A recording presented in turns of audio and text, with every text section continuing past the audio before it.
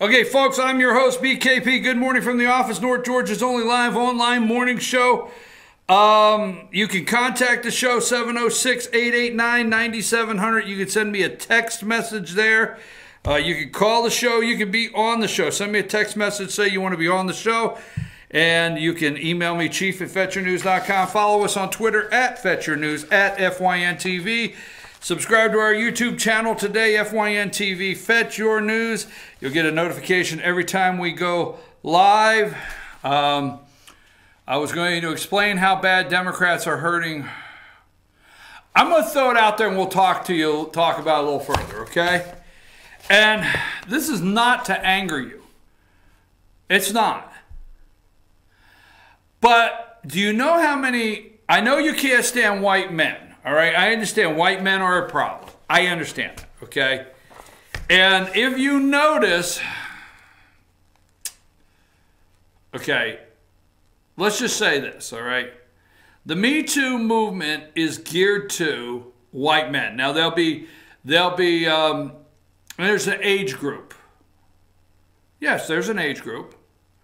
I mean, you don't see the Me Too movement, attacking a 26-year-old CEO of a startup company where everybody's got beanbag chairs for office chairs and they lay on the floor and do their homework. You don't see that. There's an age group, and it's white males, okay, that they're after in a certain age group, the men that destroyed the country. So the guilty as charged, period. Guilty as charged, bottom line. No jury of their peers, just a jury of a bunch of women wearing genitalia head-shaped headgear. So that being said, there's a bunch of white males that, whether you like it or not, are still at work. And I think there's a concern in America today in hiring women in positions that women have worked so hard to get in these positions based on their abilities, okay? Period. I think there's an enormous amount of companies out there that are promoting professional women, putting women in different positions in their companies because they have the ability to do it, and they're hard workers, very intelligent people, for no other reason. But I think the crazy ass Democrat women, the angry mob, we'll get into the angry mob, are probably hurting women in a lot of ways of getting hired. If today I want to say what I want to say this. I don't want you to hate me for it, but you may. But if there's a male executive today that has the ability to make the hiring decision, and they are sitting in their office and they need a new head of sales, a head of marketing department, and a woman comes in, and God forbid she's attractive, God forbid you would look at her. All right, now, I mean, you're supposed to look away, look away. I mean, you got to do an interview like this, but God forbid they're attractive, all right? So God forbid a attractive woman comes in your office and sits down, all right, and applies for a job with a great resume and the skills and ability to do the job. God forbid. Now, those are the suburban white women. Why, hell, suburban white women. That's who the Democrats think are going to rush to vote for them. But God forbid one comes in with more qualifications maybe than 3 men. There's 4 candidates. So we've got 3 men and we have this much more qualified woman over here. But you go home and your wife says, "How did the day go?" Because you're making pretty good money. You're driving the middle class BMW, not the big one, not the little, but you're driving the middle, okay? You have a garage door opener. You got a basketball court outside. You and the kids throw up a couple, shots in the evening, right? You got a, you're able to go vacation 2 times a year. Got a boat, Wife drives a nice car. Whatever the plan is there in the home. So you don't want to mess that up. That's suburban white people, white women, suburban white women. You don't want to mess that up. Why take a chance? Why take any chance at all? Why do it? Things are good at home. Put up this family here. Let me ask you a question. You think I'm wrong? What the hell's wrong with you if you think I'm wrong? Have you lost it? We owe this family an apology. Put up number 53. We owed this family an apology. Okay? This guy, he's on the appeals court. He's on the federal appeals court, First Circuit. He's coming home. He's driving the big BMW, right? Mom's doing well. She's city manager of some little city up there. Look at the little girls. They're winning the basketball championship from school. They adore their dad. Why take the chance? Why take the chance and mess it all up? Look what just happened to that family. Why do you think Donald Trump says, hey, man, we got to go out and apologize to this family from America? So you don't give the woman the job. She doesn't get the job. Why? Because you go home and how'd your day go, honey? And how did your, well, if they said honey, hell, I'm way out of generational. Look at me. How's your day, husband? My day was fine, wife. So how was your day? Oh, it wasn't bad. How about yours? Oh, it wasn't bad. Well, I'm interviewing for that head of marketing position. How's that going? I have 4 candidates right now, really. I have a very attractive lady that's sitting in front of me. You do you? Yes, very attractive. But she's more qualified than the other 3 guys. Well, it's not worth the chance, husband. I agree with you. I do like the house and the couple dogs and the couple kids and the basketball court and the BMW and the lake house. I like that. It's just not worth the chance. Okay, you think I'm wrong? Fine. Fine. Think I'm wrong. Think I'm wrong. It's as scary as hell what they're doing, and it is an angry mom. That family is who we owe an apology to. Now, Kavanaugh says, you know what Brett Kavanaugh says? I'm not going to let this change who I am and what I believe in. Why? He has 4 law clerks. I'll look it up in the break. 4. And I think he's had, in his life, he's had more minority law clerks, black law clerks, than Ginsburg has. 4 of his law clerks are women. This is the most coveted position after law school is to clerk for the Supreme Court. You finish law school, you have to. Before you take the bar exam or something, I think it is. I'm not an attorney, thank God. But I do know you have to clerk. You have to clerk for a judge, okay? A sitting judge once you finish law school. And the higher up you clerk, I mean, it's great to clerk. Some people clerk for their superior courts back home. But the higher up you clerk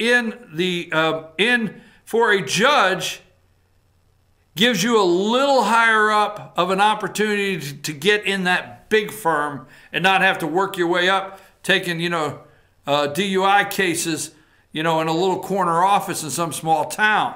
All right? So it gives you a chance. 4 women. Kavanaugh says, you know what? I'm going to show confidence. Okay? I'm going to trust. I know myself well enough that these 4 women do not have to come to work for me today. I'm not the rapist, okay? They are not in fear that they're going to be raped. My wife and children are not in fear that I'm going to do something to them. Thank you. Women, suburban women, whether you like it or not, what I'm saying is you need to thank Brett Kavanaugh for continuing, Justice Kavanaugh, in having the confidence in women that he has by hiring 4 to clerk in the Supreme Court for him. I'm just telling you, I know you didn't like that. I understand some didn't. But Democrats, if you think for 1 minute, care, they don't care if your husband's destroyed. They don't care if your son's destroyed, who they destroy. You look at all the economic indicators where black Americans are concerned under Democrat leadership versus Donald J. Trump. And then you decide, women, if you think Democrats care about you like they did the black voters, like they do the Latino voters, like they do the LGBT, that they all put in groups because all they want is your votes and they solve nothing. All right, I will change the subject. We're going to come back into that in a minute. Last night I went to, I'm trying to keep an eye on things. I went to a Common Cause. You got that picture? I don't know which one it is. Okay, put up Common Cause. Where is it at? Number 4. Put up number 4. All right, there's Common Cause. I went to a Common Cause ACLU Georgia redistricting spread the vote meeting last night for 2 hours right up here. I met the lady that led the way. They showed us some information on election protection. Okay. Gerrymandering. What is the problem? What is redistricting? What is gerrymandering? Went through that. Voting machines, polling places. So the lady I met last night, I'll just say briefly, if you remember the Randolph County, where Randolph County tried to close some polling places, 9 out of 14 or something polling places, old polling places, and they come running in. Why? Because Randolph County is predominantly a black county. The majority of Randolph County is a black county, and they ran in there, these people did, and made a big issue out of closing these polling locations, which we have way too many polling locations in Georgia. Also, if you remember, the group that wanted Brian Kemp to resign from Secretary of State because he was running for governor. These are the same people. This is the same lady. She is the one that went down to Randolph County. She is the one that went down to, that led the way trying to get Brian Kemp to resign. And another thing I found interesting last night, this is Common Cause of Georgia, but Common Cause, the National Common Cause, this is the Georgia chapter, but the National Common Cause is the one that brought the lawsuit. And she told me last night, I got it on video. I'll get the video up later today. I videoed it. She told me last night, the National Common Cause is the one that brought the lawsuit for against Donald Trump about Stormy Daniels' payment, naming it a campaign contribution. So they're the ones leading the way on the Donald Trump. And I met these people last night. Yes, I know I could just go home and watch TV, but I went out to an ACLU Common Cause Georgia Redistricting Alliance meeting. All right, so, you know, is there a new Tyler Perry movie out? I think the new Tyler Perry movie is put up the new Tyler Perry movie, number 7. Mama, I'm taking your ass to vote. Mama, I'm taking you to vote. Medea votes. That's a joke. It's not real. It's not a new Tyler Perry movie. I don't want, no problems. No problems. Back away. But that is, I make a joke. The new Tyler Perry movie, Mama, get on the bus. I'm taking you to vote. Medea goes and votes. Now what I did is I just pulled a picture. For those that don't like it, 6th Avenue Baptist Church there, helping the little old lady on the church bus. Where are they going on a church bus? Well, if you're in Macon County, you'll probably be going to vote on a Sunday. Okay? Now, let me tell you this, you know, I'm trying to do this without getting angry. I go on Facebook and I go on social media and all the Republicans are shaking each other's hands and they're, you know, oh, it's good to be down at, you know, so-and-so county fish fry with my fellow Republicans. Good to be up in this county today for barbecue with my fellow Republicans and this and that. You know, the Democrats are busy not barbecuing and fish frying. They're trying to change Georgia from red to blue, period. And they are working overtime. And they have the cash. And they are paying people in rural areas to just go do anything, whether it's hand stuff out, keep an eye on things. You will not go, all right? You will not go to any Republican events. You won't go anywhere that they don't have a bunch of college-hired young people videoing and there giving reports back in of what's going on all over the state. Now, we both know that Sunday voting is no good. All right? It sounds logical, right? It sounds logical. It sounds like, you know, it sounds like, well, you know, after church on Sunday, we can run by and vote. And, you know, there's no hurry whatsoever, no pressure. Just go by and vote on Sunday. But I'll tell you what they can do. They can go to these big black churches or could go to these churches that have a large black congregation. How about that? Should I say it that way? And they could say, you know what? We got somebody to donate a dinner over at the Sizzler. So everybody going to get fed at the Sizzler today. Yeah, we got church buses lined up outside. You just get on the church bus. Now, before we get over to Sizzler, we're going to stop and vote. Load everybody up. Run by that polling place before they go to the Sizzler. Get everybody to vote. The Telegraph here, which this is not an old story, but it's October 3rd, okay? This is October 3rd. You'll be able to go to church and then go vote in this election in Macon. Now, they're trying to replicate, okay, the Barack Obama presidential turnout in the black community of Georgia. They're trying to replicate that. If they can, Republicans have a problem. And I understand absentee ballots from the black areas of Georgia, South Georgia, African American, if that makes you feel better, you know, good for you, feel better, okay?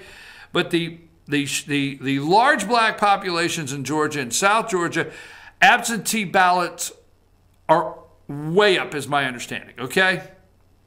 Now, in Macon, which is a big, you know, you got Atlanta, you got Macon, you got Columbus, you got Savannah, you got Athens over there, okay?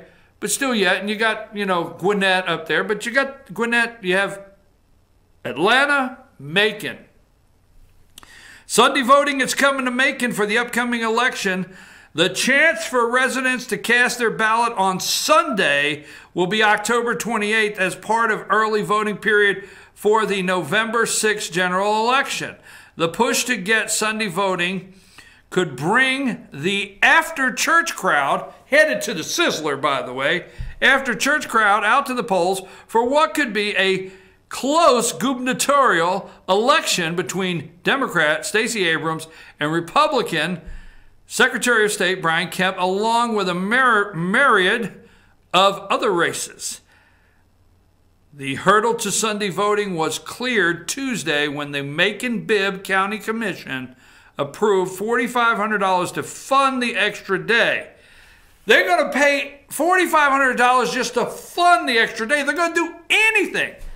And folks, they have the money and they're going to spend the money. The $4,500 in this county for the extra day is taxpayer money. The election board voted last month to have Sunday voting if the county provided the money, which they did.